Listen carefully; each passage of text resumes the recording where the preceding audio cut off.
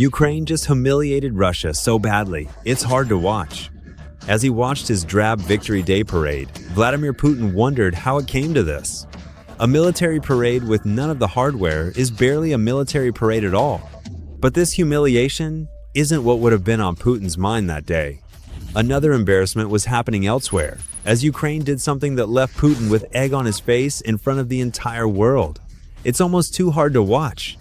Something that took Russia months to steal has been reclaimed by Ukraine, as Russia's army is increasingly stretched. As Putin watched his sad parade go by with barely a whimper, never mind the powerful scream it's supposed to generate, he would have looked back on the past few months with shame. Russia's all-powerful army is supposed to be steamrolling through Ukraine. The Grand Spring Offensive is well underway, and Ukraine is meant to be crumbling. But the reality, as the Institute for the Study of War, or ISW, points out, is that Russia has made almost no significant operational progress during the past year, and it doesn't look likely to make any major breakthroughs anytime soon. Now, no operational progress doesn't mean no progress at all. Russia's soldiers are advancing, albeit at a rate that would make a sloth blush. What this means is that Russia has taken nothing of any real consequence for months now, and what it's gained has come at the cost of losses so severe that any other modern military would take them as a sign that it's time to withdraw, regroup, and maybe come up with another plan. As the ISW puts it, Russian forces managed to seize Toretsk in August 2025, after a 1-4-month campaign, Sibirsk in a 4-1-month campaign, and Pokrovsk in January 2026 after a 2-year campaign, all of which resulted in high Russian casualties and equipment losses.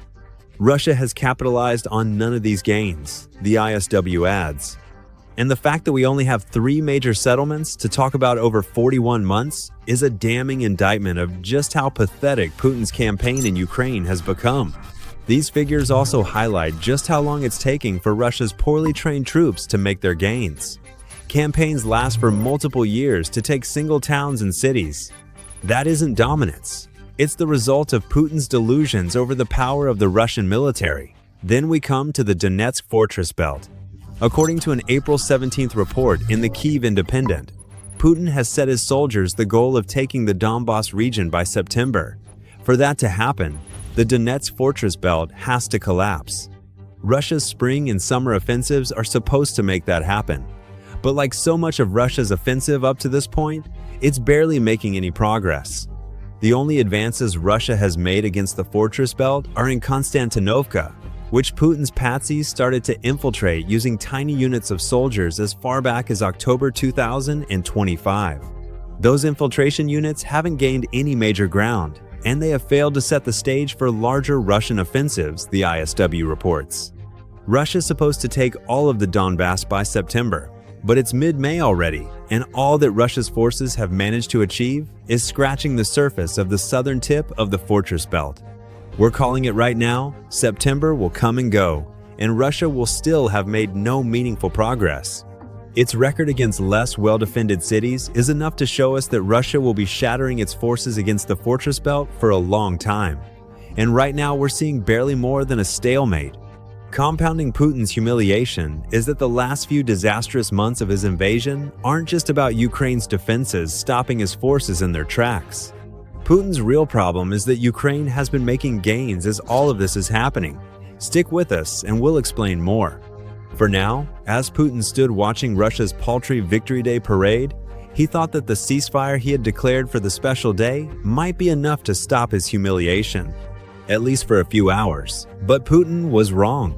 Russia's own desperation, combined with Ukraine supposedly continuing the fight during Putin's self-declared ceasefire, put an end to those hopes. Though the ISW reports that the overall tempo of operations decreased during the ceasefire, fighting continued. Russia was quick to throw accusations at Ukraine. It claimed that Ukraine violated the ceasefire 8,970 times, the ISW reports, with that figure breaking down into 7,151 drone strikes, 1,173 artillery, mortar, and multiple launch rocket system attacks, and 12 ground assaults. Russia doesn't have much room to talk here.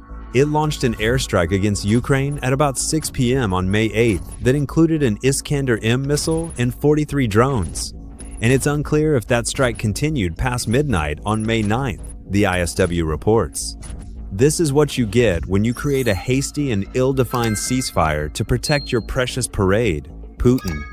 Yet more humiliation as you desperately try to vilify Ukraine for violating your meaningless ceasefire. Now let's contrast Russia's faltering campaign over the last few months with what Ukraine has been doing. We'll head back to December, and Russia was still struggling to take Pokrovsk after almost 2 years of fighting. During that period, Putin's generals made the claim that Russia had finally taken the city of Kupiansk in Ukraine's northern region of Kharkiv. That would have been an operationally significant advance, but the claim ultimately blew up in Russia's face. By mid-December, Ukraine had launched a devastating counterattack that saw it liberate the vast majority of Kupiansk, leaving Putin's forces in the dust, and showcasing that Ukraine's new search and destroy tactics were the perfect counter to Russia's infiltration strategy. It was around this point that the narrative started to shift. The momentum was in Ukraine's favor, and 2026 would bring with it yet more embarrassment for Putin. Ahead of the laboring spring and summer offensives, Ukraine went on the attack against the occupied regions in the south of its territory. The result left Putin mortified. During the winter and early spring of 2026, Ukraine managed to liberate about 400 square kilometers of its territory, with the most recent of those liberations occurring in settlements in the western region of the Zaporizhia region in late April, the ISW reports. As Russia's struggling soldiers bash their heads against the Donetsk fortress belt that simply isn't moving, resulting in what amounts to a stalemate further north, Ukraine's southern counterattacks were so effective that April 2026 marked the first time since August 2024 that Russia suffered a net territorial loss. Ukraine finished that month with a net gain of 116 square kilometers, United 24 media reports. The last time anything like that happened was when Ukrainian forces launched a counter-invasion into Russia's Kursk region, which took Russia months and, according to Ukraine, the loss of more than 63,000 soldiers to reverse. Humiliation upon humiliation has piled onto Putin. But hold on a second, Kursk is still a problem for Russia's president. An oblast that is supposed to be free of Ukrainian troops is apparently anything but. That's according to the commander-in-chief of Ukraine's armed forces, Oleksandr Syrsky, who said on May 8th that Ukrainian soldiers are still active in the Kursk region. Despite the constant pressure of the enemy, Ukrainian warriors continue to perform tasks on the territory of Russia. Our presence in the Kursk region remains, Syrsky claimed. So let's get all of this straight, Putin. Over the last 6 months, the only operational gains that Russia has made were in Pokrovsk, and those gains came at the end of a 2-year campaign that saw Russia churn through tens of thousands of its soldiers. The Grand Spring and Summer offensives have been launched, and they have made almost zero progress against the Donetsk fortress belt. Russia is actively losing ground to Ukrainian counterattacks, to the point where Ukraine is in the black on the net gain front. And even in Kursk, where Russia thought it had regained full control, Ukrainian soldiers still operate. The tide is turning against Russia, and it's happening in front of the entire world. The Victory Day parade is meant to be a showcase of Russia's strength. The 2026 edition ended up being just that. As dour Putin spent 45 minutes watching the shortest parade Russia has put on in years, he would have seen the complete lack of military equipment on display. The danger was too high that Ukraine would strike, and Russia needs that equipment inside Ukraine so it can be destroyed by Ukrainian drones. Only 10 world leaders turned up to Putin's special day. The New Voice of Ukraine reports, which is less than half of those who showed in 2025. None of Putin's most powerful allies, such as China's Xi Jinping, bothered to show their faces. Xi didn't even send a delegation as a token gesture to Putin. And to cap it all off, Russia was even reduced to parading North Korean soldiers. Yes, this parade was indeed a showcase of Russian power, just not in the way that Putin wanted it to be.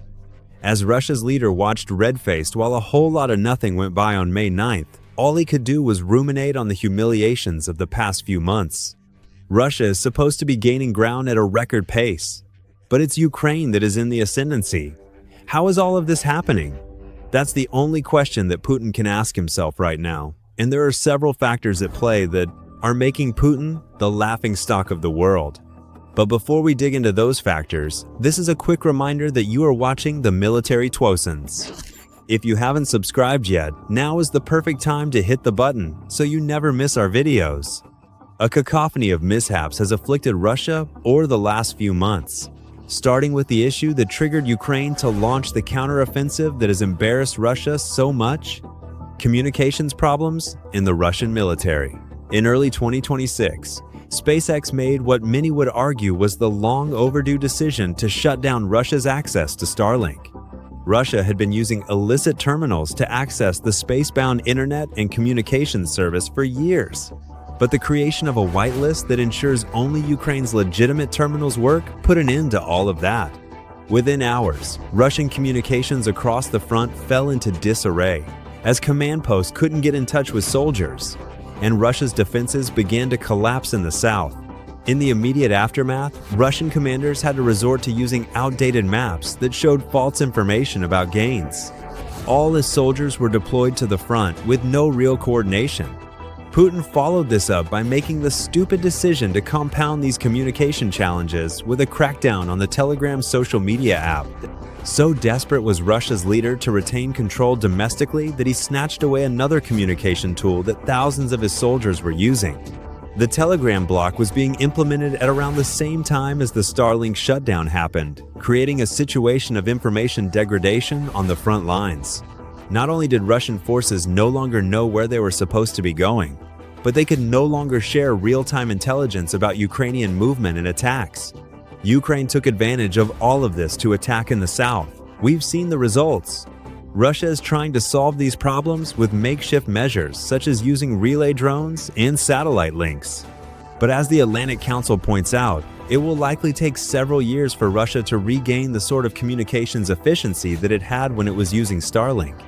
These communications issues fed into the Ukrainian counterattacks, which in turn created yet another problem for Putin: countering the counters. For months leading up to the spring offensive, Russia had been gathering reserves in Donetsk to take on the fortress belt.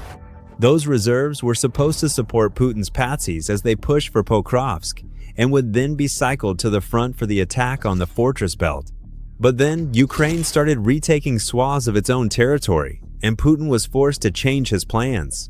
Putin had been forced into making choices that he never wanted to make. Now, every deployment is tinged with those choices. Does Russia send troops to the priority frontline regions in a vain attempt to make Putin's September Donetsk delusions a reality? Or do those troops have to head south to try to stop Ukraine's counterattacks and reverse the gains that Ukraine has made? It's a catch, 2-2 for Putin. Focusing on the front line means that southern regions continue to be liberated, which also allows Ukraine to bring soldiers close to the Donetsk region. But heading south means weakening the assaults on the front, leading to further slowdowns beyond those we've already seen. The point here is simple. Ukraine is dictating the tempo on the battlefield, not Russia. And while Ukraine is doing that, another humiliation for Putin, and another reason why we now see what we see in Ukraine, is that Ukraine's strategies are driving record troop losses for Russia. Russia is veering ever closer to a manpower crisis, as troop casualties are outpacing volunteer recruitment. March 2026 saw Ukraine record 35,000 casualties among Russian forces, all of which have been verified by Ukraine's drone operators. April 2026 brought with it similar results. Over 35,000 Russian soldiers killed or wounded, per Ukraine's President Volodymyr Zelensky. Russia's average daily casualty rate is now well over 1,000, and it's only going to grow as the summer sets in. And Russia tries to launch more assaults amidst all of its communication problems and the forced splitting of its focus. One issue feeds into another, and on the casualty front, we also can't ignore what this means for Russia's frontline assaults. Putin's goal is to launch those assaults, gain ground, and have soldiers hold that ground while waiting for backup to arrive, which will allow for further pushes. None of that can happen when Russia's troops are being torn to pieces at record rates. It's taking longer than ever for Russia to take even small amounts of territory. Back in early April, Ukraine's deputy head of the presidential office, Pavel Palisa, even pointed out that Russia is now losing 316 soldiers for every square kilometer that it's gaining in the Donetsk region. These types of losses aren't sustainable for Russia, and they're not slowing down. As Russia struggles with recruitment, Ukraine is still racking up the kills. On May 9th alone, Russia lost 1,080 of its soldiers, bringing its total casualties to over 1.34 million since Putin launched his invasion. Along with the meat, Russia is losing equipment at a massive rate. 82 artillery systems, a tank, 3 armored vehicles, and over 370 regular vehicles and fuel trucks went down under Ukrainian fire on the same day. Nothing that we're seeing in these numbers is an outlier. May 9th was a pretty standard day for Russia's military, and that alone is an embarrassment to Putin. He's sacrificing an entire generation of Russians and getting almost nothing, operationally speaking, in return. So we have crippled communications, Ukraine controlling the tempo of the battle, and record casualties adding up to humiliate Putin. Also feeding into all of that, the ISW says, is the intensification of Ukraine's medium-range drone campaign. Ukraine's intensified mid-range strike campaign against Russian logistics, military equipment, and manpower since early 2026 has also degraded Russian forces' ability to conduct offensive operations across the theater. The ISW declares in its report on the state of the Russian offensive, indeed, Ukraine doubled the number of these mid-range strikes in April when compared to March.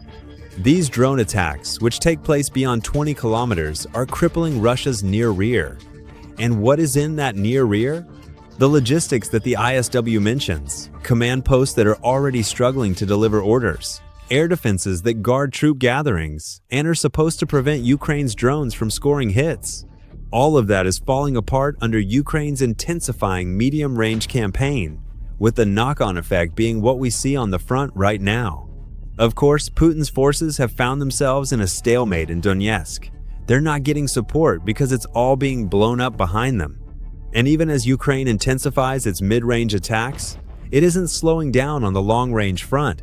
Russia itself is being hit just as hard as the territory that Russia occupies in Ukraine, with a particular focus being placed on oil. Scale is Russia's problem here. Ukraine has gone from launching about 1,000 drones into Russia back in August 2024 to around 7,000 inches, March 2026. Repeated strikes against oil refineries and export hubs are limiting Putin's ability to sell Russia's most valuable resource, as well as to get fuel and oil products to troops in Ukraine. The outcomes here are obvious. Lower profits from oil and gas sales mean less money is flowing into Russia's war chest. And when fuel and oil product shipments to the front are being delayed or outright destroyed, Russian soldiers lose yet another tool that they need to make the advances their leader wants. As we said, it's a cacophony of issues, and they all add up and often feed into one another to create the situation we see now. Ukraine has all of the momentum, and it's in control of the situation more than Putin ever expected it would be. So Putin is humiliated. His all-powerful army has delivered none of what he told the world it would be able to do. Even the proclamation that Donetsk should be taken by September is now looking ridiculous for Putin. Zelensky himself says as much. Ukraine's president says that Russia would need up to 1 million soldiers to topple the fortress belt, which is so many that it's more soldiers than are active in almost any of the world's militaries. Barring a handful, Putin has already sacrificed multiple armies' worth of soldiers and equipment to get as far as Russia has. Another million on top just to take Donetsk would turn an embarrassment into an outright catastrophe. Does Putin even see all of this happening? If he does, he should be mortified. But it's starting to look like this is a man who is so wrapped up in his own delusions that embarrassment no longer applies to him. They'll just keep feeding the meat into the grinder as he humiliates his entire country on the global stage. It's hard to watch. A supposed military superpower is being exposed day after day in Ukraine. A 4-5-minute Victory Day parade as Russia loses ground and momentum is now a monument to Putin's failure. He may not know it yet, but the grim pictures captured of that parade may end up being Putin's legacy. Meanwhile, Ukraine continues to force the collapse of Russia's spring offensive in the Donbass. Heavy losses and stalled advances are just the start, as Ukraine has developed a new strategy that it dubs active defense. Find out what that is and why it's making all the difference in the Donbass by watching our video. And if you enjoyed this video, remember to subscribe to the Military 2000 to see more of our analysis of what's happening in Ukraine. And thank you as always for watching.